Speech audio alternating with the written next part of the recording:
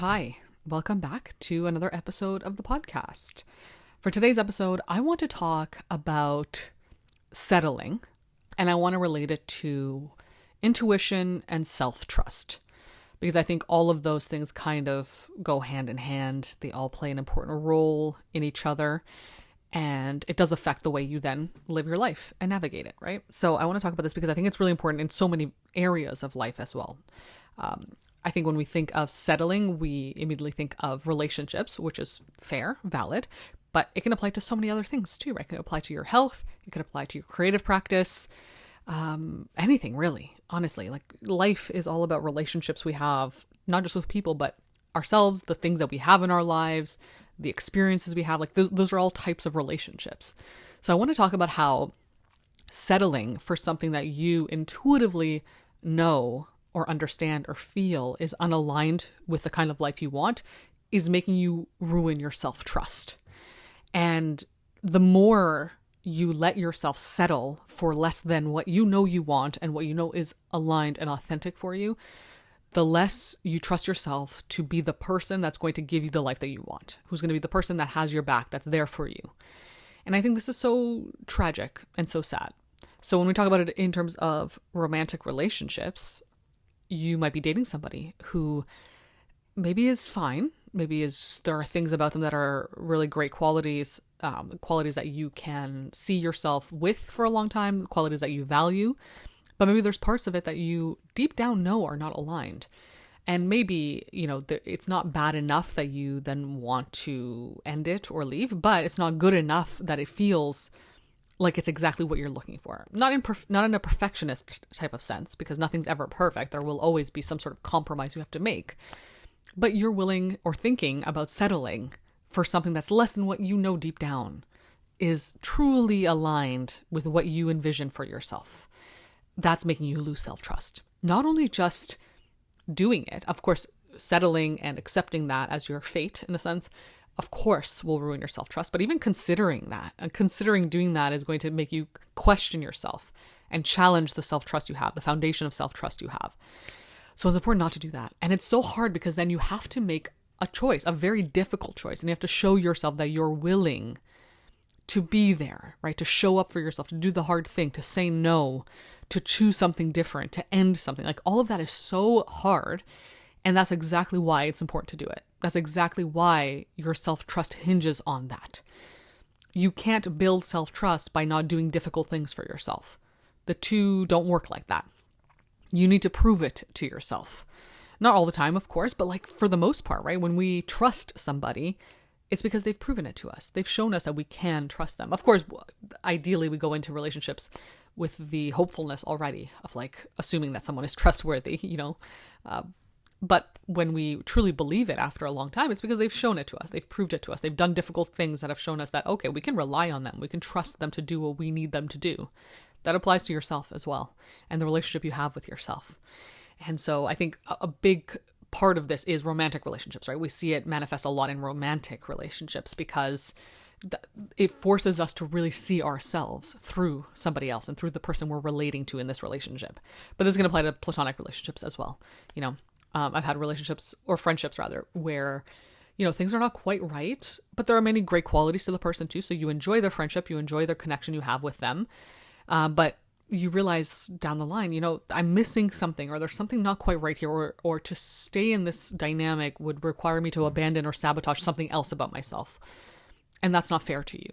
And of course, it's not about perfection. It's not about expecting this person to be better or perfect or to change in ways. It's not about changing people either. It's because you don't want to have to change a person. If that's who they are authentically and that's who they want to be and that's the person they are, they shouldn't have to change for you in fundamental ways because that's who they are. And they can't. They won't be able to change in fundamental ways. Of course, we can change for each other in less, fundamental ways, change our behavior that we know we can change, that these are things we can compromise on or make agreements on, of course. But when it comes to like the fundamental characteristics of a person that you already know are not aligned with you, they can't change that. They shouldn't have to change that. Again, that's them. And it might be better for them. Maybe you're objectively thinking, looking at them, observing them, like it would be better for you if you were to change this, but that's not on you to decide. It's not on you to enforce. That's for them. the only thing you can really do is decide for yourself, like, is this me settling? And I don't mean this to say that they are not good enough or they are unworthy of you and your time and your value. I don't mean that at all. I just mean you accepting something that's not aligned with you. And it's not good for you to do that. And it's not good for them to do that either. You're not doing something kind to them. So when it comes to relationships, so important. You're seeing a mirror of yourself in this relationship, platonic or romantic. Now, in relation to the other aspects of your life, when you settle for less than what you know is aligned with you, it could apply to even your creative endeavors, your work. I see work and creativity at times kind of similar because you can have a creative work life, as I do. So I've had to really face these parts of myself when it comes to my creative work, because for a lot of my life, I settled for less than what I knew was aligned for me, aligned and authentic to what I actually wanted. And doing that made me ruin my self-trust. It was so hard to build it back up, so hard to crawl out of that hole I dug myself into. And a lot of the reason why I settled in that sense was because of societal expectations, my upbringing, the way I thought I had to be approved of by certain people, family members, whatever. And so I settled. I accepted what I thought was the only avenue to go down, what I thought was good enough, close enough to what I wanted. And that ruined my ability to trust myself, to show myself that I am there to do the hard thing for myself, to put myself out there, to choose a creative life that was fulfilling but scary and uncertain and going against what others expect of you and all the stuff that comes up, right? So I'm sure there's some other creatives out there that are listening to this. And it is hard. It's not easy. It is scary at times. There's uncertainty. There is the fear of being seen, being misunderstood, misinterpreted for what you're doing, of course.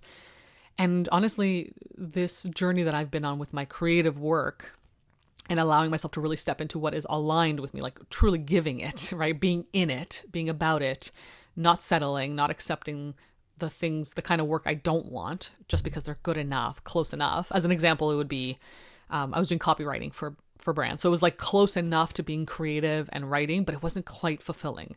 But I thought I could accept that. I thought I could settle for that. And I couldn't. But like when you do that, you're just showing yourself that you don't even think you're worthy of the kind of life you want. You're proving it to yourself, right? You're showing yourself like, see, this is as close as you're going to get. Sorry, this is it. This is good enough for you. And maybe you know deep down that you can do better. You can do more. You can show yourself something more, but you're not proving it to yourself. So you're ruining your self-trust. And that's something that I had to work through. And again, if you're a creative and you're hearing this, it is possible to work through it, but it just means doing the very difficult thing, putting yourself out there in all the ways that are so terrifying, that make you feel so insecure and scared. But that's the point. Again, the point is putting yourself through that discomfort, not in like a malicious way, an unhealthy way, but putting yourself through the discomfort that proves to you that you trust yourself to do the difficult thing for the kind of life you want. And when that comes to, and it could be work, it doesn't have to be just creative work. It can be any kind of work, right? Any kind of career you're trying to get into. Maybe you don't think you're good enough for it, so you're settling for something less than that, whatever it might be. Work is a type of relationship we have in our lives, and it's part of our lives. It's vital to us. There's the like capitalistic sense of work, which is, we need money and all that stuff, of course. But then there's the other kind of work, right? The kind of work that is innate to us as humans. Like we do work, we do enjoy work. And so while we have to like merge it with the need for money, there are also ways to find work that is, enjoyable for you if possible. Not always, of course. But if you know that what you're doing right now is you settling, that you could do more, maybe you just have to change the mindset you have around yourself and your capability and your worth, then do that. Otherwise, you're ruining your self-trust. You're not going to trust yourself. And that is going to just crumble every other aspect of your psyche as well. Like self-trust is a foundational part of us. If you can't trust yourself, what can you really do? Who do you trust then? You end up foisting that trust onto other people, relationships, parents, friends, whoever, and think, okay, I can't trust myself. This is all, unconscious thinking, but like, I can't trust myself, so I'm going to have to trust someone else. So I'm going to trust my partner, even though maybe, you've settled for them. They're not quite who you want, not quite aligned with you. Maybe they're fine people. Maybe they're not bad people, but they're not quite right in terms of the kind of life you want to live. So then now you're trusting them to make certain decisions or to dictate your life in a way that's not aligned with you. It's just going to lead you down a path that's not for you. It might be for someone else, and it might be not necessarily bad, but it's just not aligned with you. Why are we doing that to ourselves? you know? And it's just not fair, and it's not kind. And this also applies to your physical health even, right? This is another thing that I had to learn throughout my own life. And health looks different to everybody. So I don't mean this in any specific way. Whatever feels like health to you. Obviously, so many of us struggle with different ailments, illnesses, things we can't control, obviously. But I'm just talking about health when it comes to you knowing that you're not doing the thing that you need to do for your physical health, your internal health, even mental health too, of course. When I mean health, I just mean it generally, but physical, mental, all that stuff. You're not doing the work you know you need to do. What you know you need to do to show yourself that you care about yourself, about the vessel that is carrying you through this life. If you don't show yourself that, how can you trust yourself? You can't even trust yourself to keep yourself okay, to keep yourself healthy. Again, whatever health might mean for you, whatever level of health you can get to. Obviously, you can't be 100% all the time, and your 100% today might look different than your 100% tomorrow, obviously. But you know, if this is resonating with you, you know what I'm talking about here, right? You know the moments when you can truly sit and say, I'm not doing what I need to do for myself, that I know I'm settling for a type of health lifestyle that is not good for me, that is not for me. It's not aligned with the kind of life I would want to live. Again, it doesn't mean you will achieve it, you will attain it. It's just a matter of showing yourself that you're willing to do it, the work, without the outcome guaranteed. That's how you build self-trust. And when you don't do that, you ruin your self-trust. And then everything else crumbles, right? And a lot of this has to do with your intuition too, as I was saying. Your intuition is probably talking to you as you're in these relationships, in these jobs, you know, doing these habits that aren't healthy for you. Your intuition is probably talking to you. It's not loud, as I've learned about intuition, right? Intuition is not loud. It's not going to scream at you the way your anxiety does, your fear does. It's subtle, but it's certain, and it's sure, and it's probably speaking to you, but maybe you're not hearing it.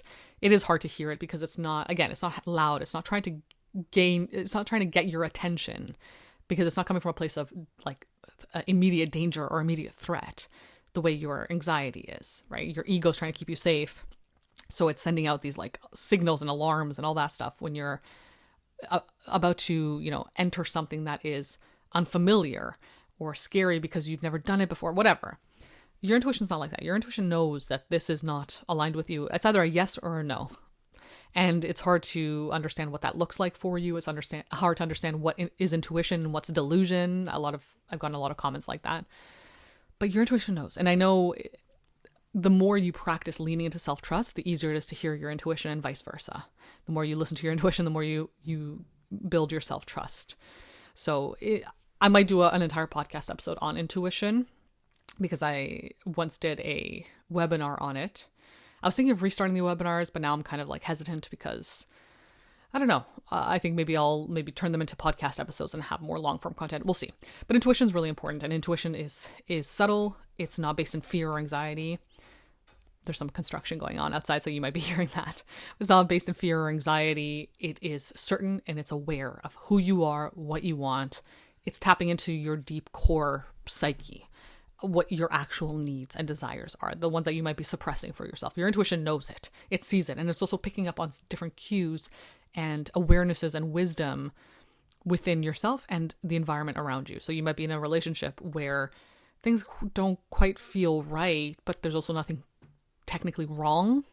Your intuition's telling you, though. You might get that little voice inside you that's like, no, we can't do this.